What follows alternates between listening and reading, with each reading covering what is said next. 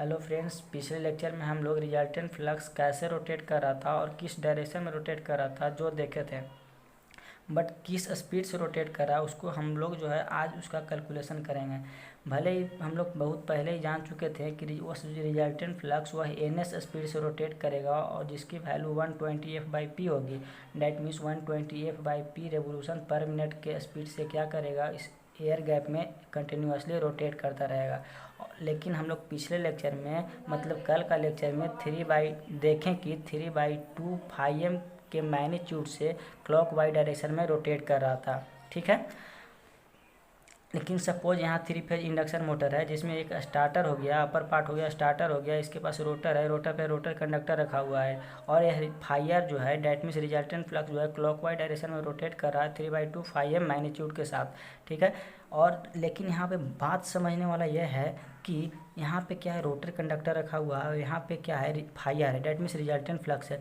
तो कंडक्टर के रिस्पेक्ट में, रोटर कंडक्टर के रिस्पेक्ट में एक क्या रहेगा, फायर जो है रोटेट कर रहा है, डैट मीन्स क्लॉकवाइज डायरेक्शन में रोटेट कर रहा है।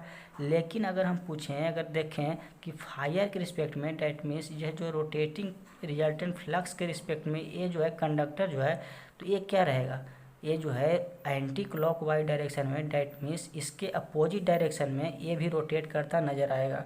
जैसा कि आप एक बस पे बैठे हुए हैं, तो बस पे आप बैठे हुए तो बस मूव कर रहा है, बस जो है मूव कर रहा है मोशन में, लेकिन रोड जो है नज़र आता है कि पीछे की ओर मूव कर रहा है। उसी प्रकार यहाँ क्या होता है कि अगर आप इस पे बैठे हुए हैं तो अगर एक क्लॉकवाइज डायरेक्शन रोटेट कर रहा है तो ये क्या है, रोटर तो इनिशियली रुका हुआ है, इसीलिए इस पे जो कंडक्टर रखा हुआ है वो लगता है कि पीछे की ओर रोटेट कर रहा है, ये क्लॉकवाइज डायरेक्शन में, तो ये जो है एंटी क्लॉकवाइज डायरेक्शन रोटेट कर रहा है। यही बात समझना था मेन।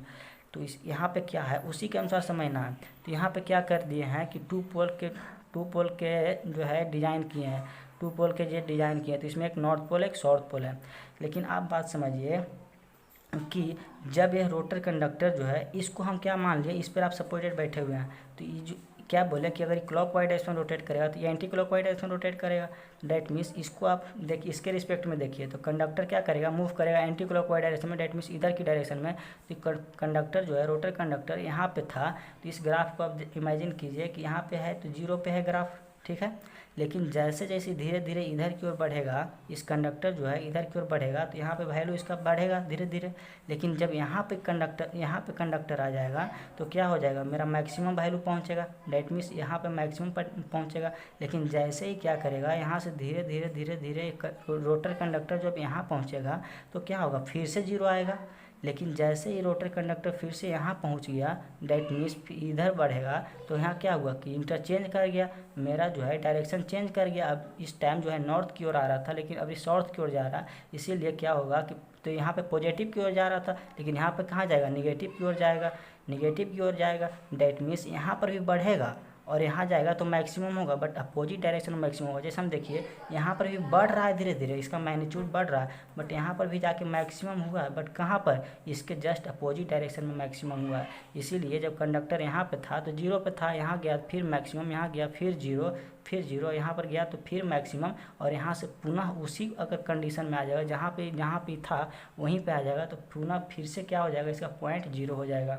इसीलिए कि अगर एक यहाँ से चलना स्टार्ट किया और यहाँ पुनः यही चलाया, यही पॉइंट पर चलाया, तो एक रेवोल्यूशन कंप्लीट किया, तो एक रेवोल्यूशन कंप्लीट करने में जो है एक टाइम पीरियड लगा। डैट मीन्स जब दो पोल का जब मेरा 3 फेज इंडक्शन मोटर डिज़ाइन किए हैं तो एक टाइम पीरियड में कितना रेवोल्यूशन कंप्लीट किया, एक रेवोल्यूशन कंप्लीट किया, तो एक टाइम पीरियड में एक रेवोल्यूशन कंप्लीट किया। ठीक है, उसी प्रकार आप समझिए कि अगर 4 पोल का हम डिज़ाइन किए हुए हैं और यहाँ पे कंडक्टर है, तो यहाँ पे क्या करेगा, इसमें 4 गो पोल होगा, north pole, south pole, north pole, south pole. लेकिन यहाँ पर अगर कंडक्टर है तो मेरा जीरो पे है अभी, लेकिन जैसे जैसे अगर यहाँ पर बढ़ेगा तो मतलब कंडक्टर अगर यहाँ आ गया तो यहाँ नॉर्थ पे तो क्या करेगा, मैक्सिमम जाएगा धीरे धीरे। तो यहाँ पे चल जैसे यहाँ से बढ़ा तो यहाँ से यहो ग्राफ इसका बढ़ना शुरू हो जाएगा, और यहाँ पे जब नॉर्थ के सामने आएगा तो क्या करेगा, अपना मैक्सिमम वैल्यू गेन करेगा। लेकिन जैसे ही यहाँ से अगर यहाँ जाएगा तो क्या करेगा, फिर से पॉइंट जीरो की ओर बढ़ेगा। लेकिन यहाँ पर आया तो जीरो, फिर यहाँ पे आया तो पुनः फिर से जीरो।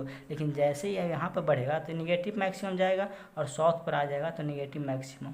हम क्या बोले थे, अगर यहाँ पे जाएगा नॉर्थ की ओर जाएगा तो पॉजिटिव मैक्सिमम, साउथ पे जाएगा तो निगेटिव मैक्सिमम, तो यहाँ पे निगेटिव मैक्सिमम आया। फिर पुनः अगर यहाँ चला जाएगा तो यहाँ क्या होगा, फिर से 0। लेकिन अगर वही फिर से यहाँ पर देखिए नॉर्थ पोल है तो फिर से नॉर्थ पोल की ओर जा रहा है, दैट मीन्स फिर से पॉजिटिव की ओर जाएगा। तो यहाँ पे जाएगा तो फिर से पॉजिटिव मैक्सिमम की ओर पहुँचेगा। अगर यहाँ पहुँच गया तो, लेकिन फिर से अगर यहाँ जाएगा फिर मैक्सिमम, डेट मीन्स यहाँ गया तो फिर मैक्सिमम, फिर देखिए साउथ की ओर जा रहा है, डेट मीन्स निगेटिव में मैक्सिमम होगा। तो यहाँ पे फिर से देखिए यहाँ पे तो क्या होगा, नेगेटिव मैक्सिमम होगा यहाँ पे, और यहाँ पे फिर से अपना पोजीशन पे आएगा। तो डेट मीन्स यहाँ क्या हो जाएगा, ग्राफ यहाँ हो जाएगा, यहाँ चला जाएगा फिर से 0। डेट मीन्स एक रेवोल्यूशन एक कंप्लीट करने में देखिए कि इसका 2 टाइम पीरियड, पहला टाइम पीरियड यहाँ से यहाँ तक, यहाँ से यहाँ तक देखिए इसका, यहाँ से चलना स्टार्ट किया और यहाँ से यहाँ तक एक टाइम पीरियड कंप्लीट किया, और जो यहाँ से यहाँ तक चलना स्टार्ट किया फिर से एक टाइम पीरियड कंप्लीट किया। मतलब कि एक रेवोल्यूशन में 2 टाइम पीरियड कंप्लीट किया, एक टाइम पीरियड और एक टाइम पीरियड, मतलब 2 टाइम पीरियड। तो यहाँ पर 4 पोल के जब मोटर डिज़ाइन की, 4 पोल के जब डिज़ाइन किए तो क्या हो रहा था कि एक टाइम पीरियड में 2 टाइम पीरियड में एक रेवोल्यूशन कंप्लीट कर रहा, तो एक टाइम पीरियड में कितना करेगा, 1/2 रेवोल्यूशन कंप्लीट करेगा। जैसा हम यहाँ पे देखिए कि फिर से वही बात किए हैं कि 2 पोल के लिए था तो वह एक टाइम पीरियड में एक रेवोल्यूशन कर रहा था। उसी प्रकार अगर 4 पोल का रहेगा तो 2 टाइम पीरियड में एक रेवोल्यूशन, तो एक टाइम पीरियड में 1/2 रेवोल्यूशन। ये तो आप में कैलकुलेशन है। अगर क्या कर रहे थे कि अगर 6 पोल के अगर डिजाइन करेंगे तो क्या होगा, 3 टाइम पीरियड में एक रेवोल्यूशन, तो एक टाइम पीरियड में 1/3 रेवोल्यूशन। तो उसी प्रकार आप देखिए कि अगर पी रेवोल्यूशन के रहेगा तब क्या होगा, तो 1 टाइम पीरियड में 1/p/2 होगा। कहिए p/2 कैसे हो गया, तो देखिए कि अगर जब 2 पोल के था तो इसका डिनोमिनेटर में कुछ नहीं तो 1 है, तो अगर 4 पोल के है तो इसका देखिए हाफ, देखिए तो इसका 4 पोल के है तो यहाँ पर डिनोमिनेटर में 2 है, डेट मीन्स जितना पोल के उतना उसका हाफ है। और देखिए 6 पोल का था तो जिसका डिनोमिनेटर में देखिए 3 है, दैट मीन्स जितना पोल का था उसका हाफ है। तो इसी प्रकार अगर पी पोल के रहेगा तो इसका डिनोमिनेटर में जिसका जितना रहेगा उतना हाफ रहेगा। तो जैसे में 6 था तो 6/2 दैट मीन्स 3, यहाँ पी पोल के है तो p/2 रहेगा, ठीक है, इसीलिए 1/p/2। इसीलिए और टाइम पीरियड बराबर जानते हैं कि 1 टाइम पीरियड बराबर जो होता है 1/f होता है, 1/f, दैट मीन्स 1/f इसको लिख सकते हैं। और इसको 2 ऊपर जाएगा तो 2 कितना हो जाएगा, p हो जाएगा। डैट मीन्स अगर 1 सेकेंड के निकालेंगे तो 2f/p, डैट मीन्स अगर प्रत्येक सेकेंड 2f/p आरपीएस के स्पीड से क्या करता रहेगा, रोटेट करता रहेगा। डैट मीन्स ये जो है रोटर कंडक्टर ये रिजल्टेंट फ्लक्स जो है अगर उसको आरपीएस में कैलकुलेट करेंगे तो क्या हो जाएगा, 2f/p आरपीएस के स्पीड से रोटेट करेगा। बट उसको जब हम लोग क्या करेंगे, मिनट में देखेंगे, डैट मीन्स उसको 60 से मल्टीप्लाई करना पड़ेगा हमको। जब 60 से मल्टीप्लाई करेंगे तो क्या हो जाएगा कि यह रेवोल्यूशन पर मिनट में चेंज हो जाएगा। डैट मीन्स 60 से मल्टीप्लाई करेंगे तो 120f/p RPM, that means 120f/p revolution पर मिनट के स्पीड से क्या करता रहेगा, उसे रिजल्टेंट फ्लक्स रोटेट करता रहेगा। तो आज हम लोग देखें कि 120f/p आरपीएम के स्पीड से क्या करेगा, ये रिजल्टेंट फ्लक्स उस स्टार्टर और रोटर के बीच 3/2 फाइम मैग्नीट्यूड के साथ क्लॉकवाइज डायरेक्शन में रोटेट करता रहेगा। तो यहाँ पे देखिए कुछ नोट पॉइंट लिखे हैं कि यह जो रिजल्टेंट फ्लक्स जो है 3/2 मैग्नीट्यूड के साथ उस एयर गैप में रोटेट करता रहेगा। और किस स्पीड से, अगर उसको रिवोल्यूशन पर सेकेंड में देखें तो 2f/p रेवोल्यूशन पर सेकेंड के स्पीड से रोटेट करता रहेगा।